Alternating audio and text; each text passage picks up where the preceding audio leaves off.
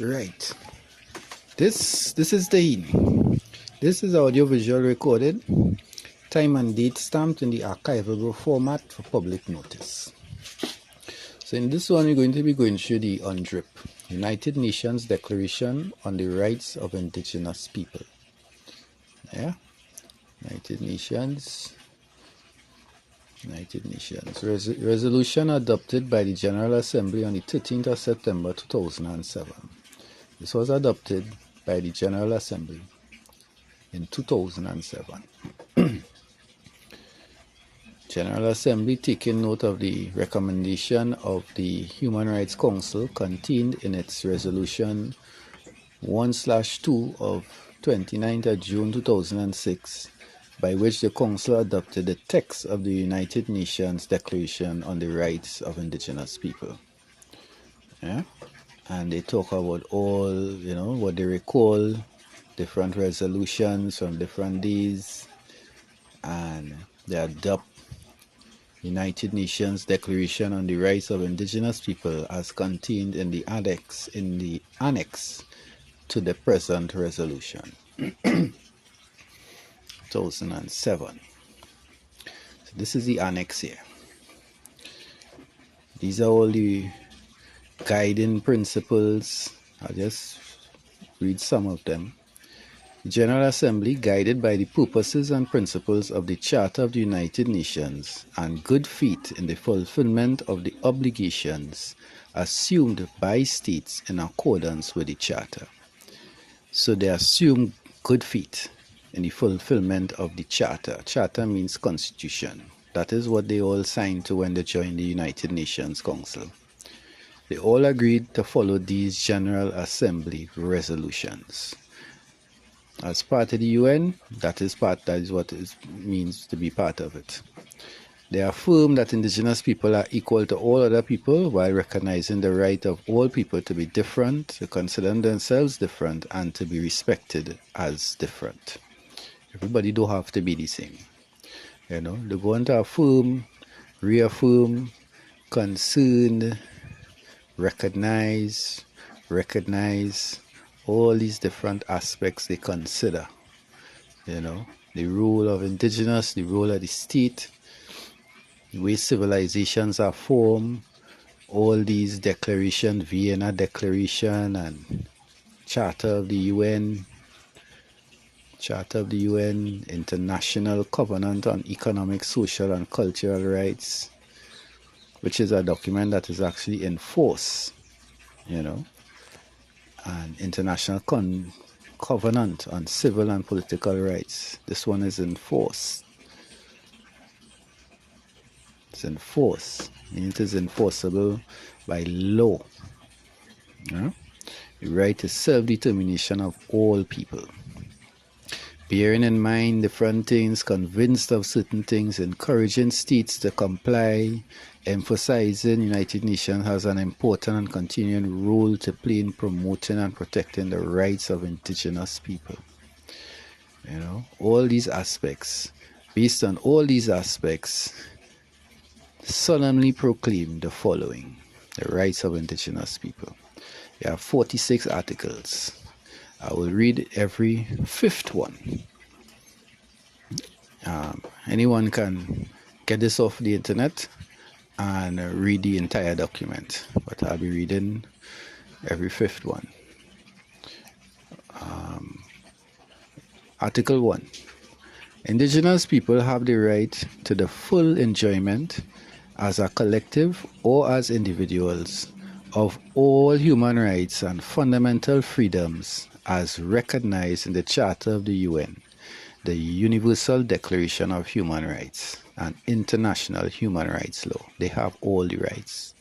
When you go and read these documents, you would realize that same thing being said in these documents.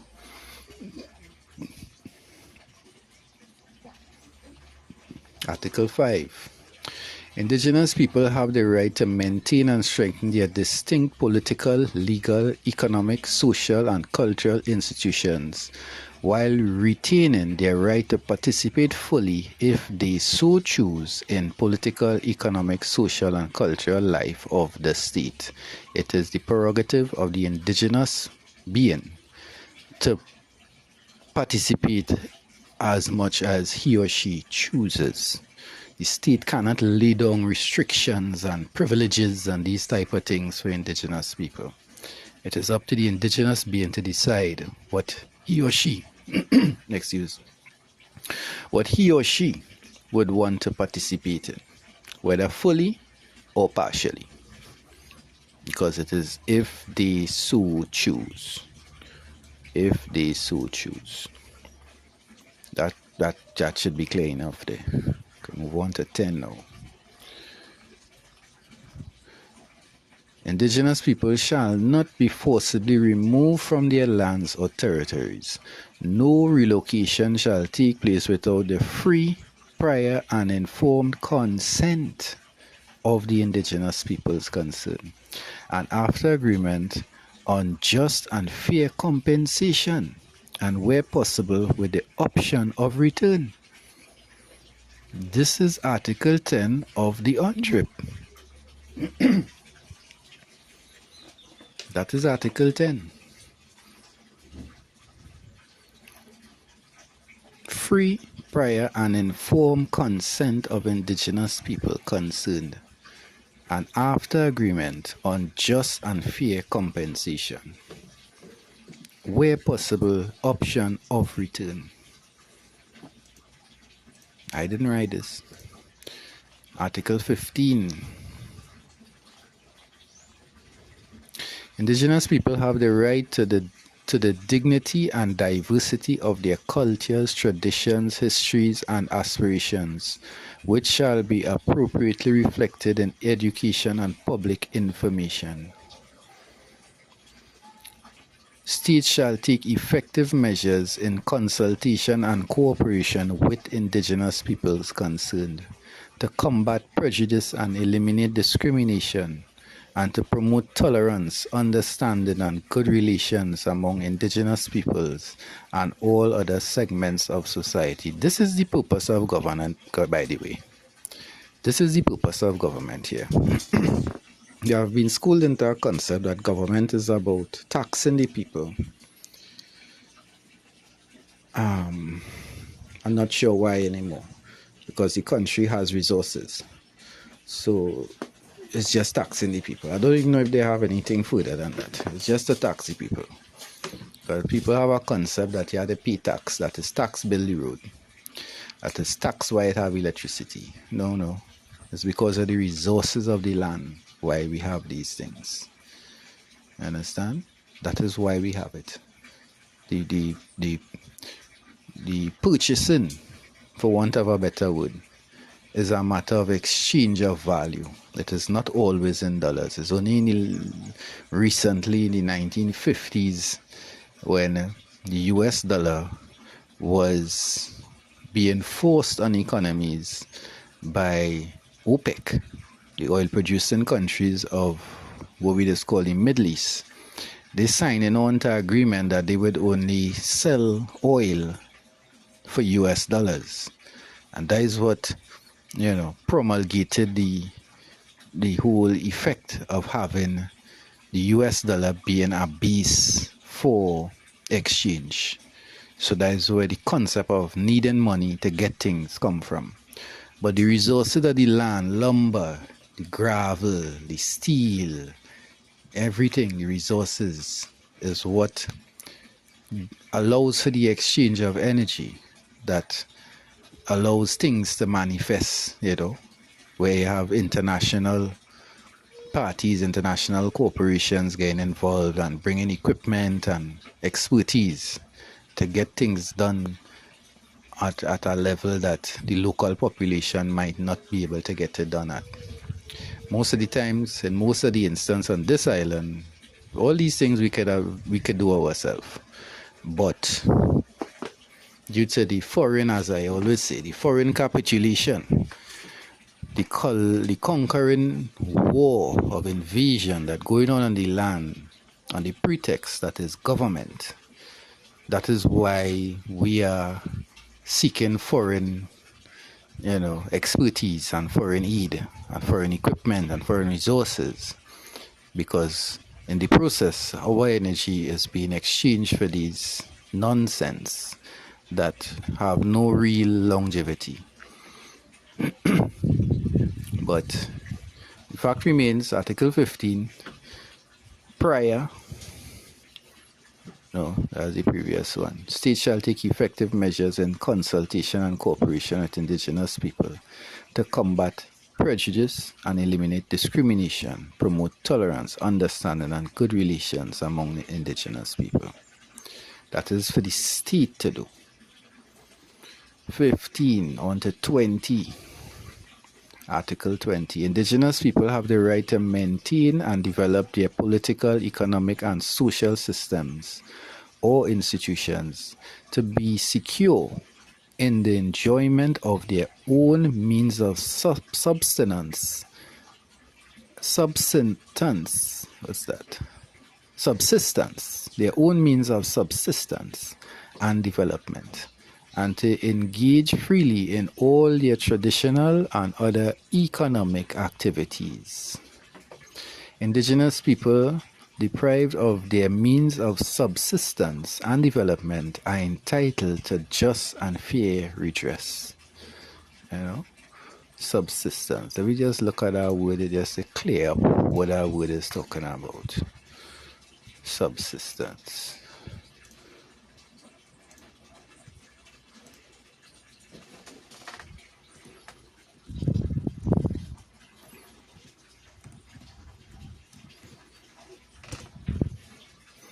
Subsistence, noun.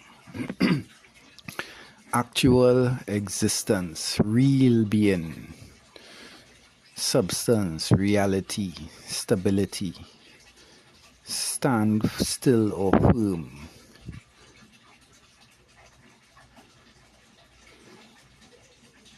Foundation, substance, real nature, subject matter, that which settles at the bottom, sediment. Right? So, back to the reading. Their own means, you see it here, the enjoyment of their own means of subsistence is anything to do with their life, to support their life and development. To support their life and the development of their life, they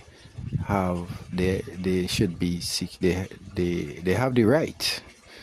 They have the right to maintain and develop their systems and institutions to secure the full enjoyment of all aspects of their life. They engage freely in their traditions and economic activities. Indigenous people deprived of their means of subsistence and development are entitled to just and fair redress. We had a situation, I think it's the 25th of this month, March. That was yesterday. That they spoke about that. Just and fair redress. They passed a resolution in the United Nations talking about the return of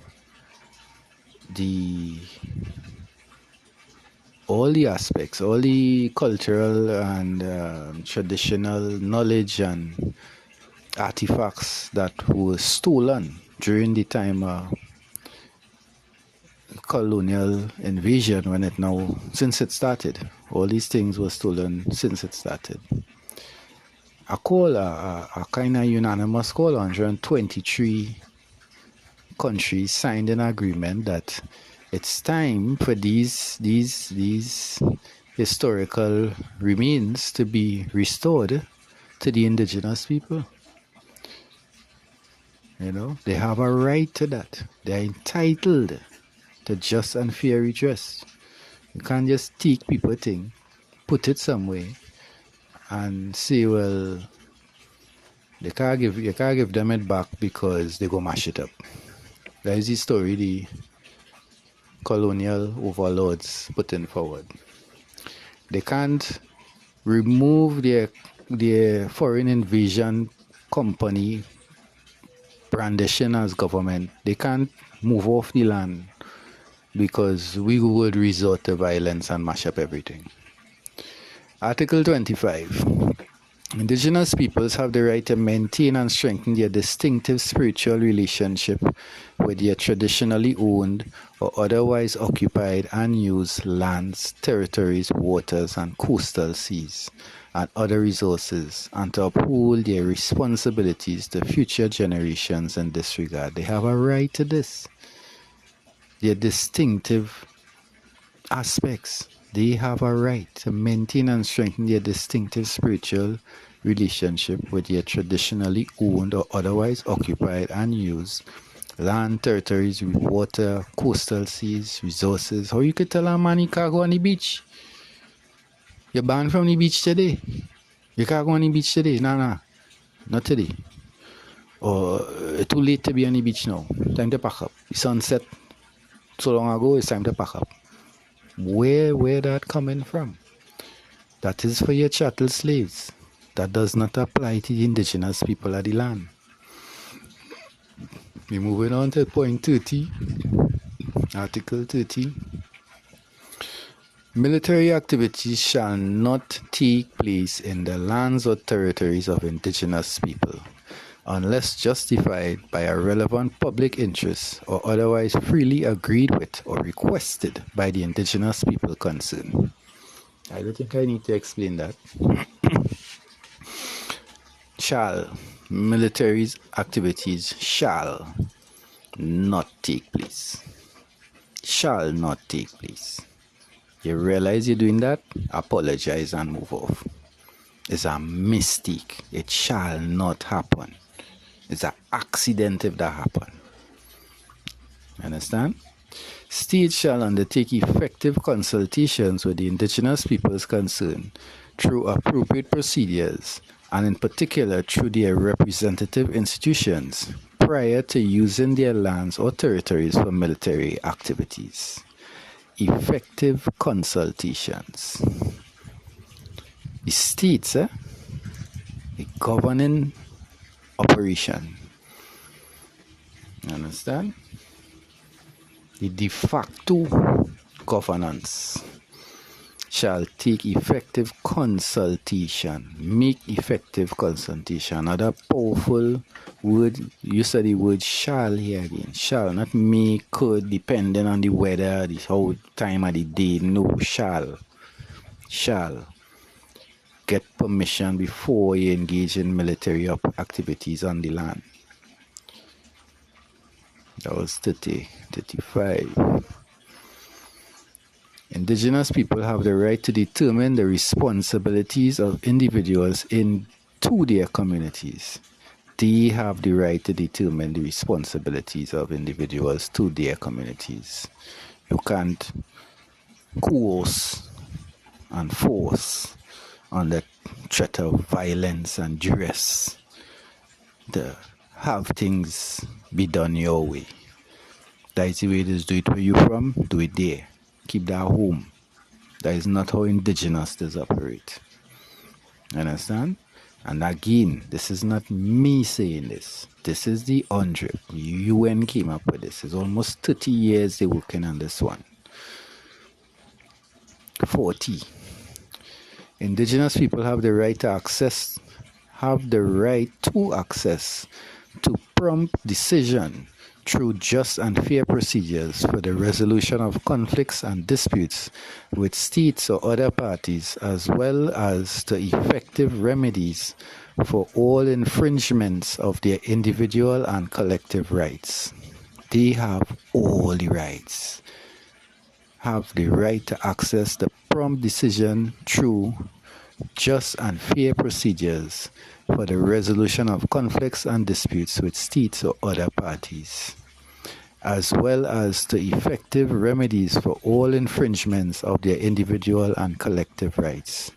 Such a decision shall give due consideration to the customs, traditions, rules, and legal systems of the indigenous peoples concerned and international human rights. This is the level these things need to be functioning on now. You know, legal system of the indigenous people concerned, and international human rights. So you see where it's given precedence. This is the first consideration. And secondary to that, because they all know that this will always be better than this. This international human rights is based on analyzing this. That's how they came up with these concepts. They went here and see how these people dysfunction to get an idea of what this should entail. International human rights. 45. Nothing in this declaration may be construed as diminishing or extinguishing the rights indigenous people have now or may acquire in the future. So no matter what is said here, this can't be used to take away any rights from any indigenous person. This is all about giving rights to indigenous people. You understand? This is what this declaration is about. It can do, if you're thinking in some aspects it means indigenous people are to sit down and hush, well then you're reading it wrong. You're misunderstanding it. You understand? When the meeting start, the first thing they need to be sorting out is who indigenous and why they're not on the stage. Because these are the people who have to be consulted in all aspects. This is the UNDRIP. This is not me saying it. Well, it's just 46 articles. So I will read the last one there. Nothing in this declaration may be interpreted as implying for any state, people, group, or person any right to engage in any activity or to perform any act contrary to the Charter of the United Nations, or construed as authorizing or encouraging any action which would dismember or impair, totally or in part, the territorial integrity or political unity of sovereign and independent states. So nothing here should be taken away from any state, any government authority. If you feel that is what it is about, you are misunderstanding. You understand? In the exercise of the rights enunciated in the present declaration, human rights and fundamental freedoms of all shall be respected. The exercise of the rights set forth in this declaration shall be subject only to such limitations as determined by law and in accordance with international human rights obligations. Any such limitation shall be non-discriminatory and strictly necessary solely for the purpose of securing due recognition and respect for the rights and freedoms of others, and for meeting the just and most compelling requirements of a democratic society. So it must be in line with law, and the rule of law, the letter of the law, and the order that is expected with law.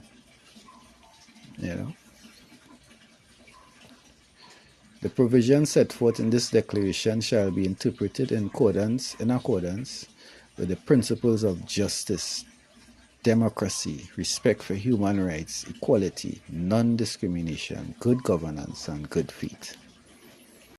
Yes, so this is the UNDRIP here.